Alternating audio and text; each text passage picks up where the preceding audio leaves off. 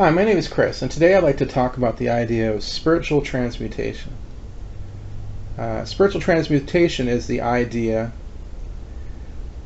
which is originally based upon another idea of alchemy, which is medieval concept that it was somehow possible through a chemical and spiritual practice to transform base materials like lead into gold.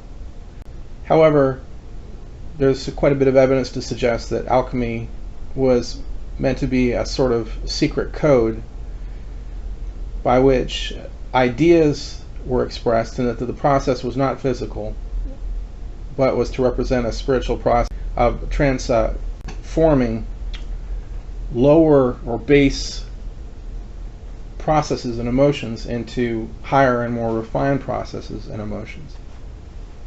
Spiritual transmutation, as such, is really only consciousness becoming consciousness, meaning we're not changing something into something else. Physicality appears to be fundamentally different from the spiritual world, and heaven and physicality seem to be so far apart that they could have almost nothing in common. And yet both of these worlds occur within our own consciousness. So, essentially, what we're talking about is not so much transmutation of one reality into another, but the awareness that there is only one thing happening, one reality, and that our perception has tricked us into seeing one reality as being different from another. So when we are in heaven, which is reality, we are able to see God, see ourselves as we truly are, see others as they truly are, see with love, and see that we are made of consciousness, not matter, and that the world around us is happening inside our own consciousness. We don't see this in the physical world and are fooled into thinking that we live in a physical world and that the world around us represents something real that we have to deal with. The physical world is essentially just a projection or an idea. It's nothing more than a sort of dream. It's an event in consciousness. But its persistence makes us think that it represents a different level of reality. However, fundamentally what we are and who we are is consciousness, and that has never changed. So, if we were to move somehow from physicality to heaven, we would simply be changing the symbols that our mind was using to express what it was feeling, and our basic state of being itself would not change at all. In other words, we would be mind in both places, except that in physicality we would think that we were physical, and that our physical identity represented something real. We are real, but the limitations imposed upon us by physicality are meaningless. Who we are and what we are exists only in a world in which we are purely consciousness, and the events around us are nothing more than projections of our own state of consciousness. In other words, the biggest thing that we cannot see in the physical world is that everything that's happening to us is happening out of our own desire. Because in physicality we have events that are extremely undesirable and painful, and it's impossible to imagine that they're in any way, shape, or form what we want. But we have to remember that at some level of consciousness we are choosing all of this, and everything that happens to us is happening through our thinking about guilt. It's the idea of guilt itself which generates a physical world, suffering, all of it. Without guilt in our mind, we would not only not see a physical world, but have no form of suffering whatsoever in our experience. It's only through guilt that we are educated as to the idea of a physical world and are shown a physical world and are placed in a physical world. Physicality is entirely based on the idea of guilt, and is nothing but a symbolic representation of guilt. So spiritual transformation is not transforming one lower state of reality to a higher state of reality. It has to be a transformation of our perception. We must see, beyond a shadow of a doubt, that we are a spiritual being that we think of as being far above and beyond ourselves. That spiritual being is who we are, already, right now. In order to understand that, we have to be willing to think differently about ourselves, reperceive our physical life, and be able to see with different eyes. We need to be able to understand that this spiritual identity, this alternate identity, is who we could be all the time. It's something that has to first exist entirely in our imagination as a what if. We have to imagine a spiritual identity, and we have to give it a sort of artificial life. After that, we gain familiarity with that spiritual identity and start to see through its eyes more clearly and more often. After years of experience, we can actually begin to identify with the spiritual identity. And in time, with enough effort, we can actually begin to live out of this identity all the time. But what that requires more than anything is not just pure desire to do so, but trust. We have to come to trust in our spiritual identity and to see that it will not destroy our life or make bad decisions for us. We're giving it the keys to the car. We're giving it power over our life. And we have to see beyond a shadow of a doubt that it's trustworthy. And we will withdraw from that spiritual reality the most violently when things go wrong, when bad things happen, when we feel threatened. And what we have to learn is that it's only in our spiritual reality that we are, our spiritual identity, that we are the most protected, the most safe. It's what the Course talks about when it says that we should live without defenses. That in our defenselessness we are safe.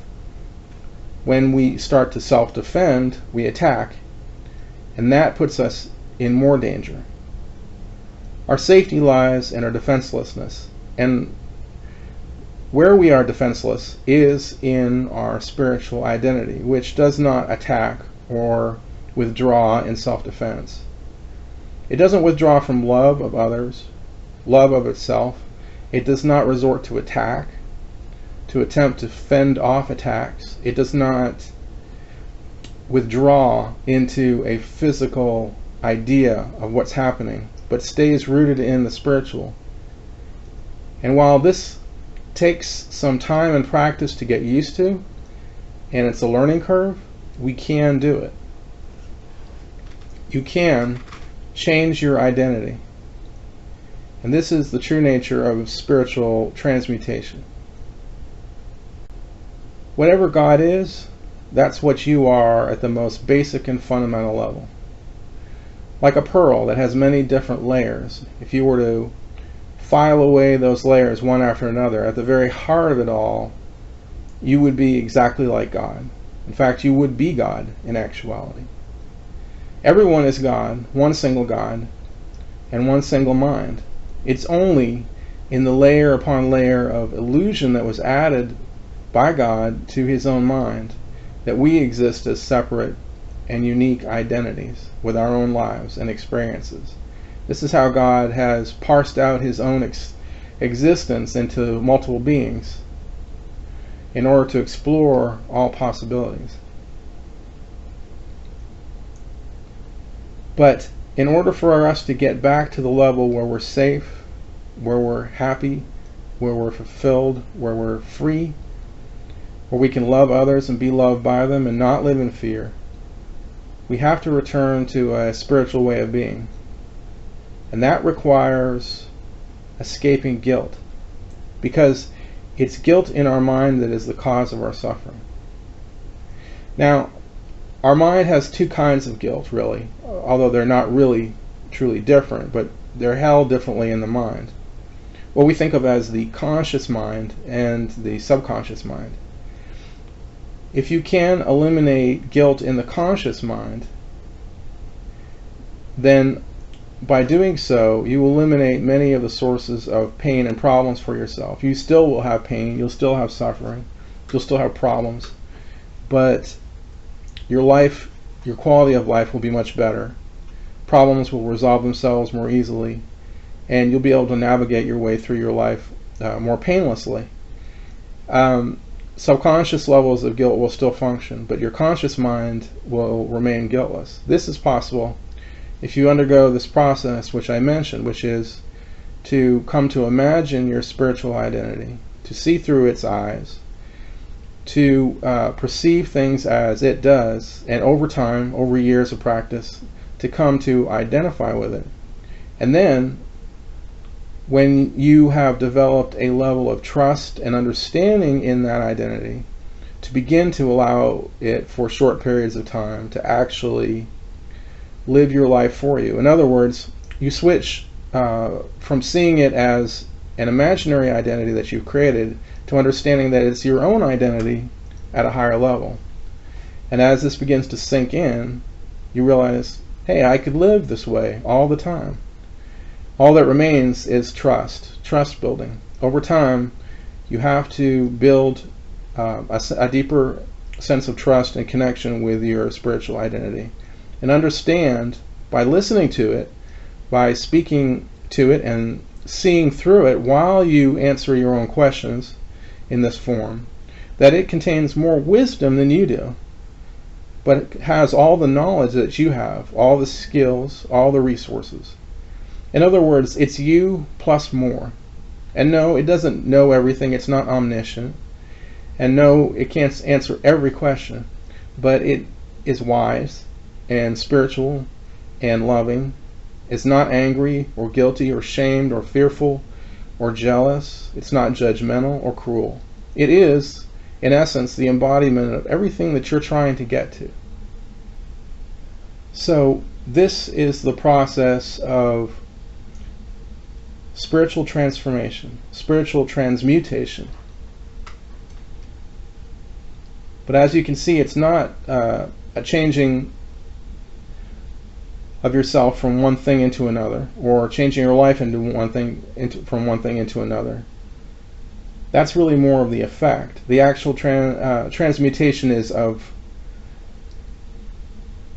perception of reality, perception of what's happening, and perception of identity.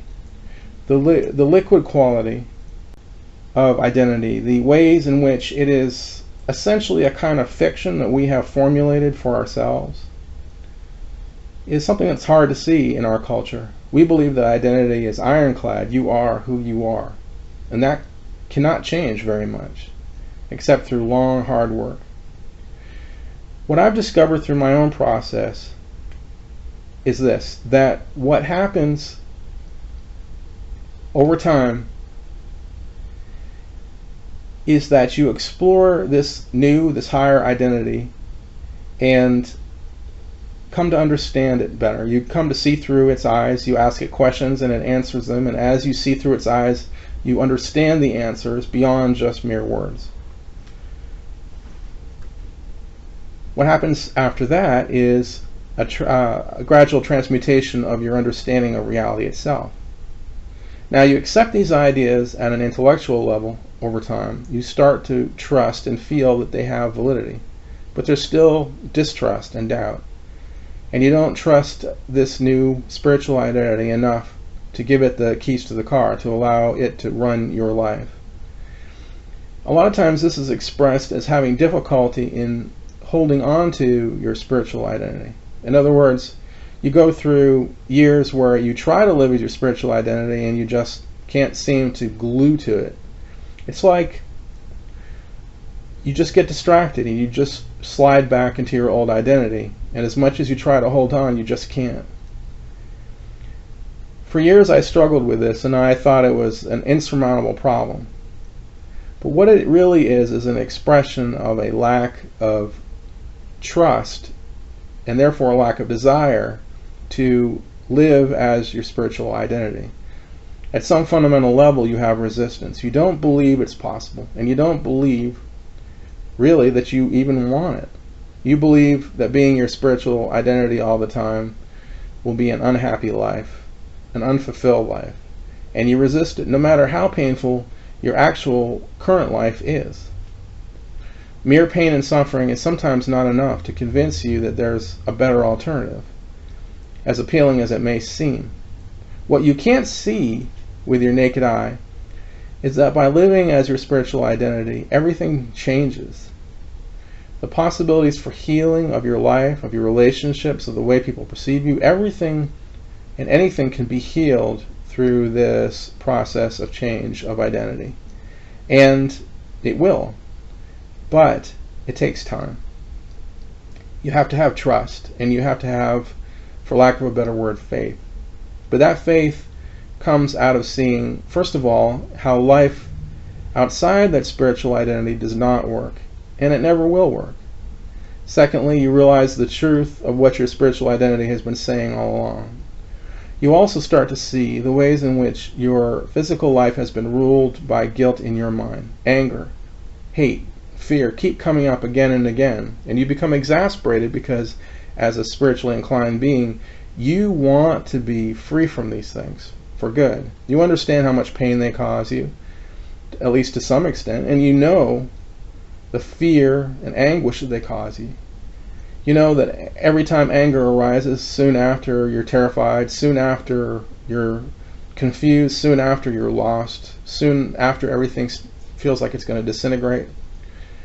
As a spiritually inclined person, when anger hits, when judgment hits, then all the other demons appear. Fear, jealousy, rage, sadness, despair, worry, everything all comes together in one big package, and you feel so put upon. The reason for this is simple. You're getting it. You're getting the message. You understand that you can't just be angry, or just be in a bad mood, or just be judgmental, or just be depressed.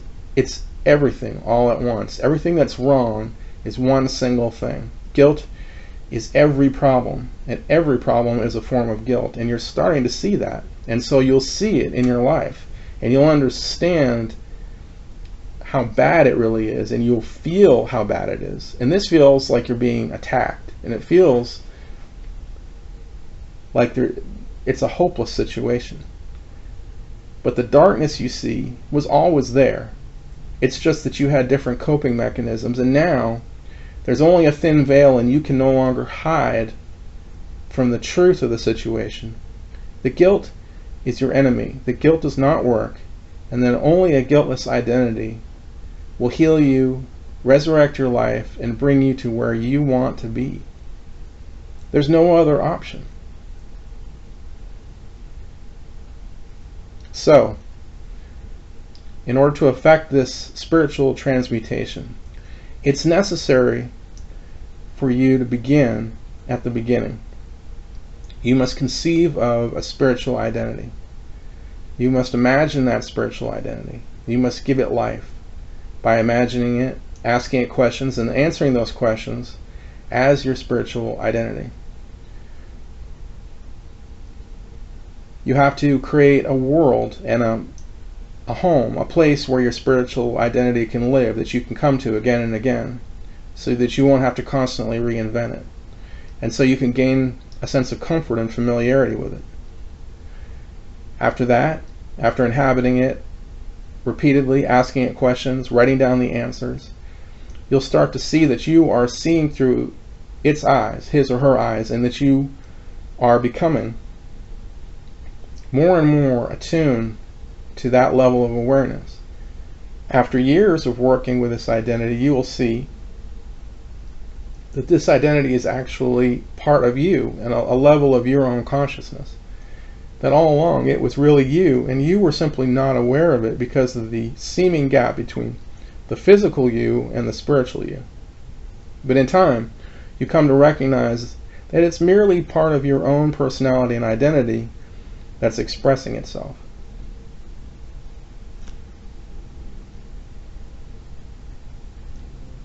So spirituality is very much about a process of learning to trust and identify with spiritual ideas. Spirituality is very difficult as a pursuit because for a long, long time it seems as if you make no progress, accomplish nothing, get nowhere, and there's nothing to show for all your efforts. You can work for 10, 15 years and still have problems with anger or fear, still feel uprooted, still not sense that you've made great progress despite everything you've learned. Spiritual progress is not as obvious as it could be. A lot of it is hidden. A lot of it is not observable to the naked eye. You have to understand that all spiritual work you do counts, and it all propels you forward towards your final goal. However, leaps and quantum shifts happen, and when these do, they seem to come out of nowhere, but you've been working and preparing for them for a long time. The ultimate quantum shift is the shift in your identity. You must come to have a spiritual identity. It's not enough to love spirituality. You have to be spiritual, and you have to find a way to be spiritual all the time. I like to say to myself, you're only as good as your last thought. If your last thought is angry, then that's who you are. If your last thought is cruel, then that's who you are. You're only as good as your last thought, which is why it's important to change your identity. In the notes below this video, I'm going to list a number of videos that you can look at that I've already created, but many people may not be aware of. What you can do is begin with a visualization video and work on mastering that ability. And then if you're interested in pursuing this technique, you can look at the spirit videos, which I've already created. I think there are 4 of them so far, maybe 5. But I'll have those listed below as well. And what you can do is watch these videos in order. But I would wait until you've mastered the visualization skill first. And that will probably take a minimum of at least 2 or 3 weeks, and possibly a couple of months. Once you've thoroughly mastered visualization, you will find that it's a tremendous skill to have. Learning to visualize with your eyes open will allow you to access an entire spiritual world and will give you an entire new skill set in terms of spiritual learning. The next step will be to explore your spirit identity, which I'll talk about in the later videos. In this series of videos, I talk about what spirit is, how you can create a spirit level identity in home and world, and get comfortable in that world and identity, see through your spiritual identity's eyes. Spirit is a name for the world that I access, but it's really a world essentially beyond the reach of guilt. So it's a higher world, a world above and beyond guilt, where there's no suffering, no frustration, no pain, emotional or mental or of any sort. You live in a world inside your own consciousness, and you only experience what you desire. So this is a world as more akin to what God created and what God wants us to experience. It takes us out of the world of guilt, and our spirit identity can teach us essentially anything we need to know about guilt and guiltlessness. And I had a million questions, and I wrote down the answers, and right now I'm currently working on a book based on my experiences as my spirit identity. I can't emphasize enough to people how important it is to learn to visualize if you can. It's important because through visualization you get access to an entirely non-physical world, a world which can be, if you wish it to be, spiritual in the sense that it's above guilt, beyond the reach of guilt, and thus is tapped into the very basic the most basic understandings behind A Course in Miracles. So essentially, it allows you to experience A Course in Miracles directly through the process of seeing guiltlessly, and it gives you a way to gain a guiltless identity over time. Now, I'm not going to be glib and just say it's easy or simple, or that it's something that anybody can do at any time. Obviously, it requires patience, years of work. I've been working on it for probably over 10 years now, and I'm still learning. I'm still not perfectly there, but it is a process with an ultimate goal, ultimate outcome, which is to live as your spiritual identity all the time. And while that's an ambitious goal, if you think about it, anything worth doing in this life is an ambitious goal. At any rate, the real payoff will be in the very beginning, when you can actually see and experience guiltlessness in such a visceral way. In other words, you'll see and feel what guiltlessness is like, and how it produces an idealized and lovely world, a heavenly world, and why it's desirable. You'll begin to understand the ways in which guilt exists in your mind, and how guilt inhibits your ability to understand and think. You'll see the intelligence of your spiritual identity and understand that they are much wiser than you are, and have a grasp on concepts which are somehow beyond your reach. It'll allow you to see that they operate on an entirely higher level, and that you have access to their wisdom to the degree to which you can animate them with your mind.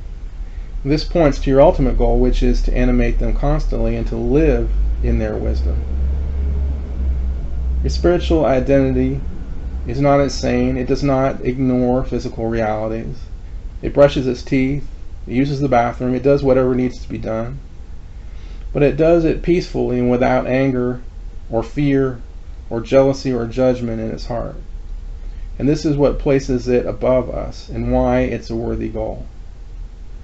So please look at the links below and explore these different videos for yourself. I encourage everyone to try this, because it takes you from a conceptual level, an intellectual approach to the truth, to actually seeing and experiencing it viscerally, making it your own, feeling it, knowing it, and owning it at a very deep and personal level.